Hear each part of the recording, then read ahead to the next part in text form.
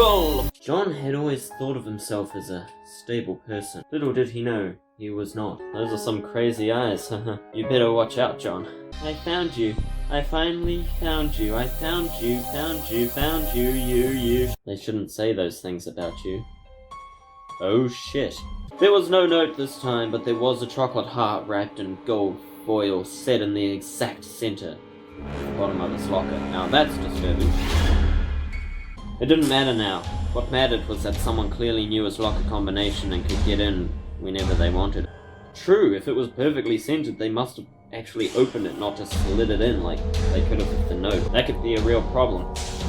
He knew he should come up with a solution before tomorrow, but what?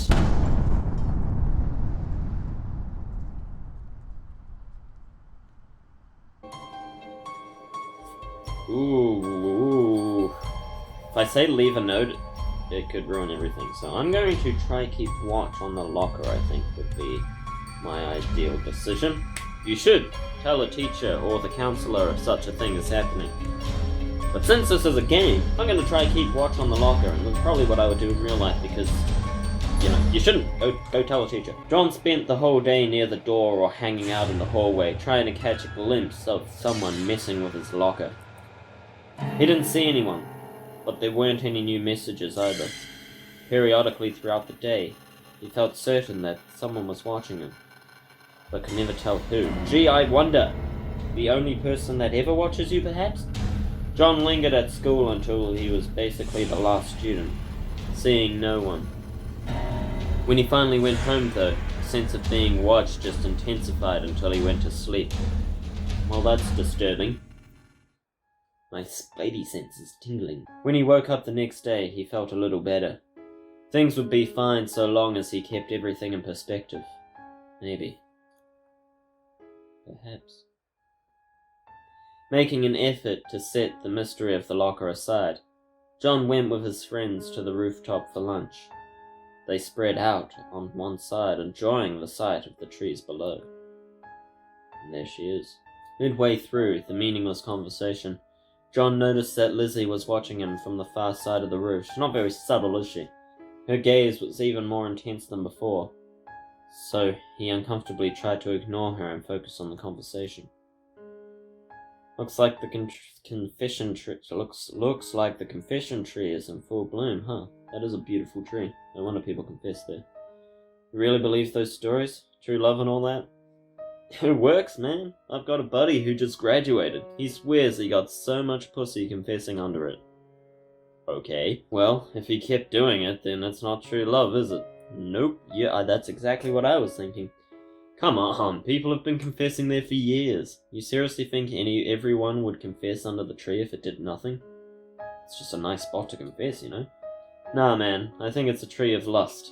It doesn't guarantee true love just getting laid. Such a philosophical question you must ask. Is it love or laid? If that was true, way more guys would be into it. But it's mostly girls from what I've seen.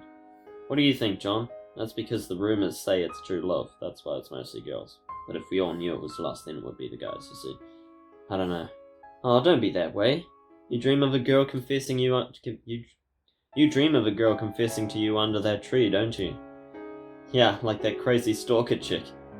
It'd make your heart go all aflutter if she confessed, wouldn't it? Little bit. I mean, no. That tree is magic, man, I'm telling you. Even a sad sack like you could get lucky if you confess there. Don't be stupid. It's just a tree. Whoa, someone has their panties in a twist. I do not wear panties, thank you very much. I wear manly underwear, like tidy whities.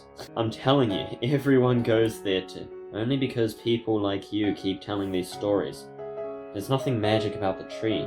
People just believe it's special because everyone says it is. John, my kind of man. Girls think the tree is romantic, so of course they're more likely to agree there. And guys would have to turn someone down in front of an audience. That's all it is. Shit, man. What is wrong with you today? Hey, you try having a creepy stalker. See how you feel. I don't know who I'm pointing at, but you must be somewhere around here. With an attitude like that, you're never gonna get a girl. You just insulted the tree. It'll cock-block you now.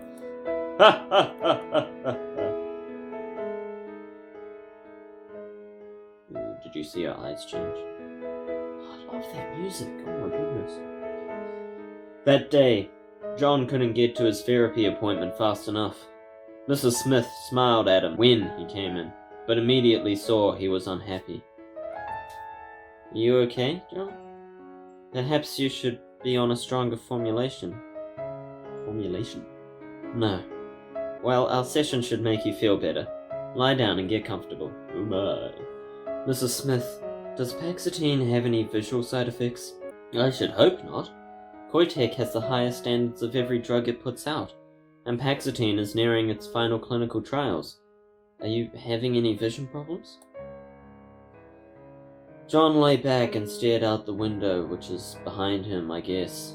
There's stars and the sun in the sky, it's really weird. Was he really seeing differently? Well, based on that, yes, I think so. Or was it all in his head? He stared a long time before he opened his mouth and just started talking. Everything feels so grey. So you are having vision problems. Not literally grey, I disagree. Just the sky today. I remember when I was younger, I always thought the clouds were beautiful. Now it's like there's just nothing there. Nothing that matters. I look up and I just don't care. I look up and I see Miku on my wall, so that's quite nice. That sounds more likely to be a mental issue then. Why don't you get more relaxed and talk about it? Taking a deep breath, John did his best. As usual, after talking with Mrs. Smith for long enough, he felt not better necessarily, but at least not miserable. Their session went by in a flash, and then he had to head home. He shuffled through his routine easily enough, slept fitfully, and then returned to school barely more rested. But when he arrived, he found a huge crowd standing and staring. What's going on? You know that tree students like to confess under? The words made John shiver, even though he wasn't entirely sure why. He shifted to look through the crowd, and then he saw it. Oh shit. What the hell? That's not what I expected at all. Achievement unlocked, a special kind of romance. Parts of the tree were still burning. The rest was charred. Is anyone going to put that out, or we're just going to stand and watch? And ashes coated the ground near it. His throat was dry, as if the ashes were filling it. What happened? The cops are coming to check it out, but the shop teacher said it looked like arson. Someone covered the tree in gasoline and burned it down. Who? See, this is why we need cameras. I've been telling the principal for years, but does he listen to me? No one thinks... The words slid off his mind and John turned away without even saying goodbye. Not entirely sure what he was doing, he stumbled straight to his locker. Oh, I think I know exactly what you're doing. When he opened his locker, he discovered a folded note set in the exact center, like always. He stared at it for a long moment before unfolding it with trembling hands. I didn't like that tree either. I like the little grumpy face, that's quite cute. You know, the whole note seems rather cute, but it's awfully sinister considering the tree burned down. He stared at the words as if they were a foreign language, wishing he could avoid understanding the conclusion. I didn't like that tree either. It was her. It had to be. None of his friends would be that insane, and what would be the point of a prank like that? But what was the point for her? What did she think she'd accomplished? Should he tell someone? But this wasn't exactly evidence. And did he really want her to get in that much trouble? Oh, really? She seems awfully sweet. She seemed to get better and cheer up and whatnot. John decided he was being stupid like usual. He just needed to talk to her and find out exactly what was going on. Put an end to this. That day, whenever he was in the hallways, he could feel her eyes on him. With every passing moment, he became more sure that she had burned the tree down. He wondered if a normal person would be afraid now, but for him, it barely penetrated his numbness. He just wanted to find out what was wrong and put an end to it. It took until after school for him to find his chance. When the teacher handed out assignments, he volunteered to clean the roof. John stepped on the roof and headed to the far side. After a few seconds, he heard the door open again. He ignored it, and instead climbed up onto the tank. The upper area was meant to be blocked off, but the janitors had stopped putting up the ladder years ago. It's technically blocked off. He turned, and to his shock, she was already coming up the ladder behind him. Reaching the top, she had held her hands close to her chest and shuffled her feet demurely. But there was a spark in her eyes. Let me Google demurely. Modest and reserved in manner and behavior. Ah, I see. Hello, Lizzie. Gasp, you know my name. Wow. Are you never going to greet me? Hello. Oh, she's so sweet when she smiles. Look at it. What a cute smile. I said it. Why are you following me? Because Could this girl really have burned down the tree? It didn't seem like she had it in her. I disagree. Were you the one leaving me notes in my locker? Yes. How did you know my combination? I watched you. Why were you watching? Who else would do that for you? Is there another girl? No. You wouldn't do that. Surely not. Okay. Sure. John realized that he was in way over his head. He had seen enough anime to know where this was going. Yet his mouth was still moving, asking the inevitable question. Why did you burn it down? Because it was a stupid tree. You're so smart. You said it just right. It was awful and stupid, and I hate it. I hate and hate it and hate it. Hate. It's all because of you, John. I could never do what needed to be done before. Now I can. She wasn't stable. She wasn't even close. What had he gotten himself into? I finally found you. You're the only one for me. Part of him knew that he should do something. Run away, call for help. Yet, I don't think that would be the best idea, to be honest. Why? Huh? Why do you care about me? How can you ask that? You're the best person. The only person. Bullshit. I'm just another high school boy. No, not even that. I'm worthless. Oh, that's a different pose. No. Don't say that. It's not true. It's not. I'm broken. My brain doesn't even work right, and even the strongest drugs don't make a difference. No, that's not true. John is perfect. Perfect. How can you say these things? The way her words flowed together, addressing him directly one moment and in third person the next, bothered him as much as the look in her eyes. Whatever her issue was, it went deep. To be honest, what bothers me the most is her just rejecting what I said about myself. That annoys me. I know myself better than you, matey-o. You gotta accept the issues, or you can't have the goods. I don't know what the goods are, but, you know. You're not well, Lizzie. You need help. You said my name. But I can't help you. I'm not worth anything to anyone. Just forget about me and find someone else to care about. No, I could never. You're the only person who matters. But why? You don't even know me. You don't care about me. I'm just part of your problem. No. It would be better if I was gone. Maybe you'd get better then. That's not true. It's not. I love you, John. I've always loved you. I've watched you. Always. You're so good and kind and perfect, and even to a girl like me. He could barely even listen to her words. John found himself wandering closer and closer to the side of the building, and she followed him automatically.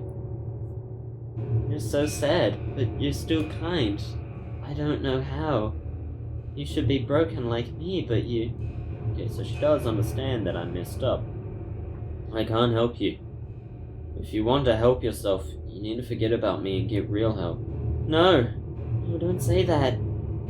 You're confused. Yes, confused. Poor John.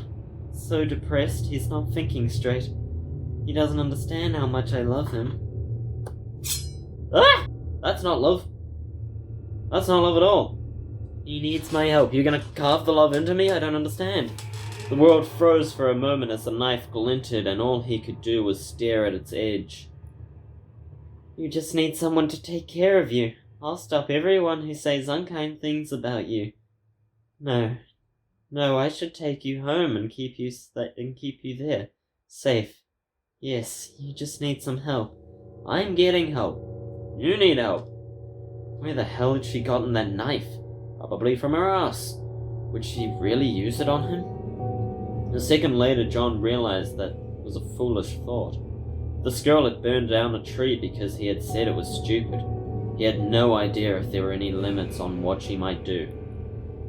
And would that really matter?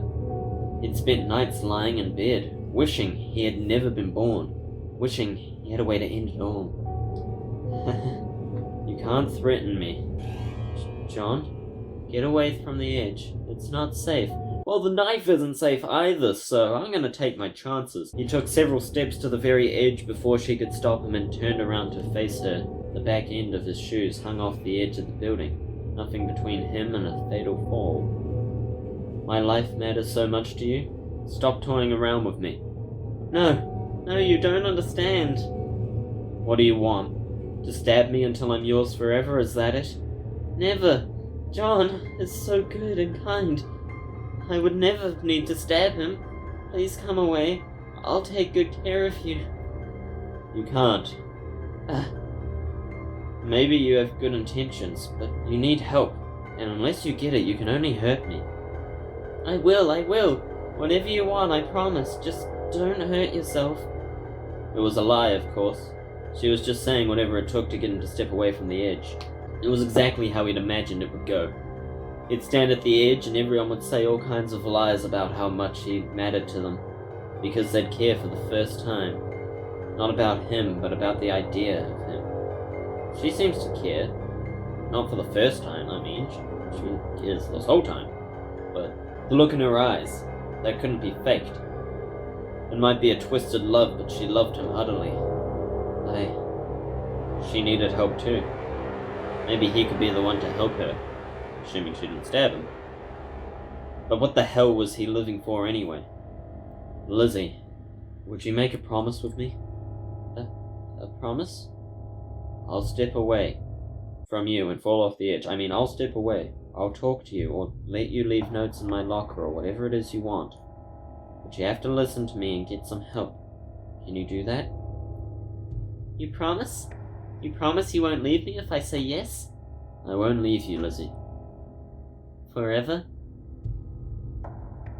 The answer struck in his throat, and he hesitated, wondering if he wasn't making a mistake in saying too much. But in the end, he swallowed and nodded. Forever. Now set the knife down and I'll... Whoops! Butterfeet! Woo! He started to step away. John lost his balance and fell backwards, and he's just like, whoops! Whee! What a reaction, just whoops! Alright, shouldn't laugh, Suddenly, he was in freefall, nothing between him and the cold pavement. Well, shit. Whoa! Hello there. Okay, just like turn that smile upside down, please. At that moment, Lizzie lunged forward insanely fast and grabbed his wrist. Thanks for that. Impossibly, she held him up.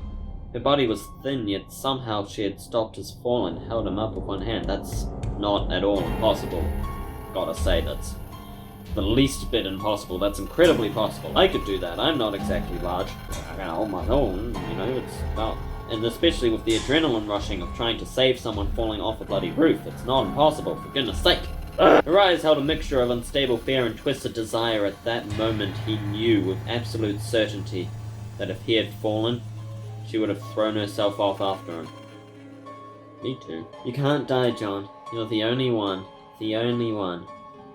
With that same incredible strength, she pulled him back up to the rooftop. Now that's a little more out there than just holding him, but still not impossible,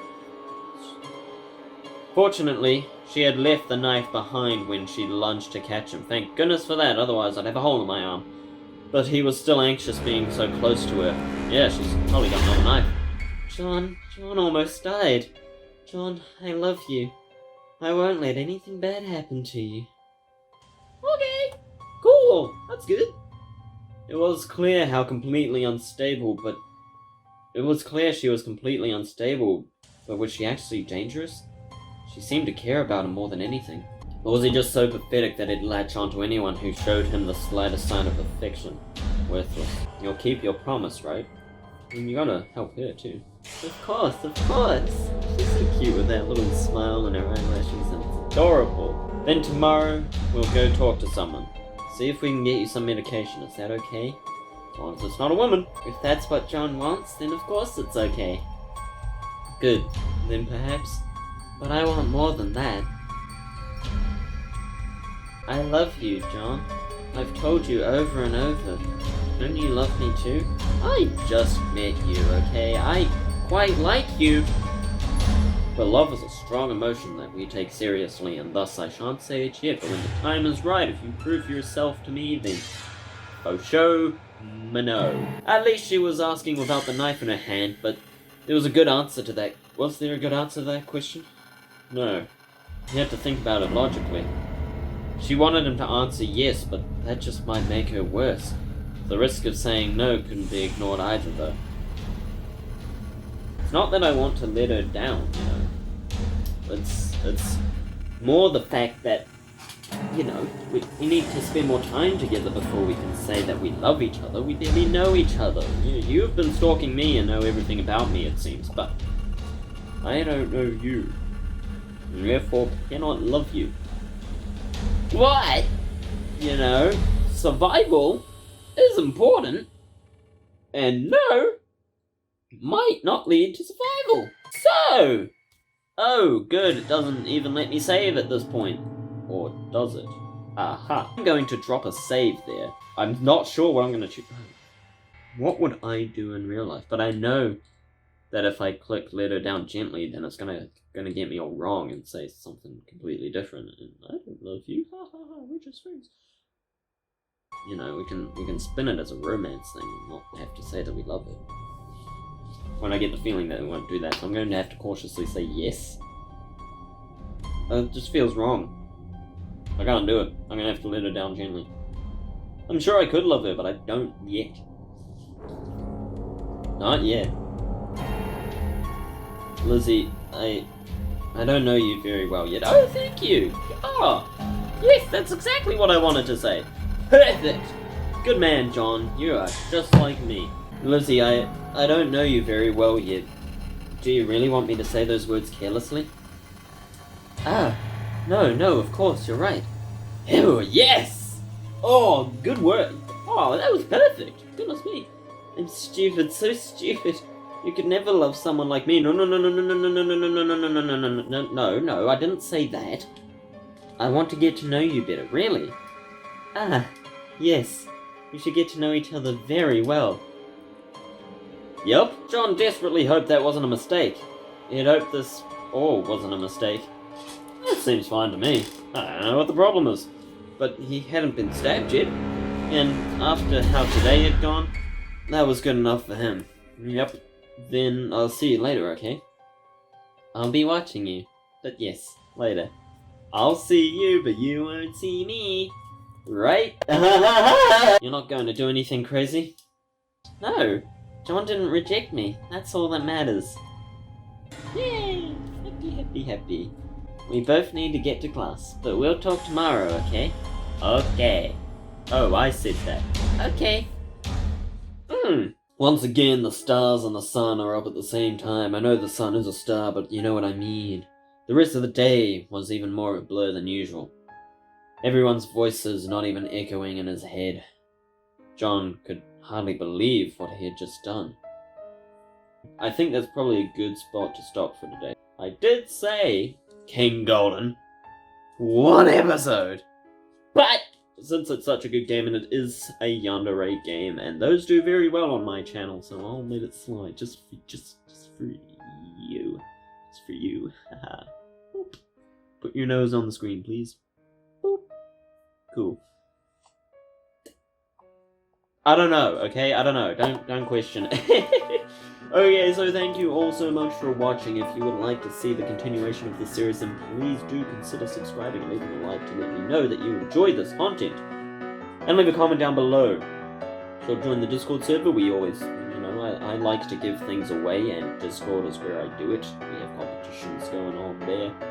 If you join fast enough, you might be able to get in on the winning a free game still. So without further ado, thank you so much for watching. My name has been Senkara. Until next time. See ya.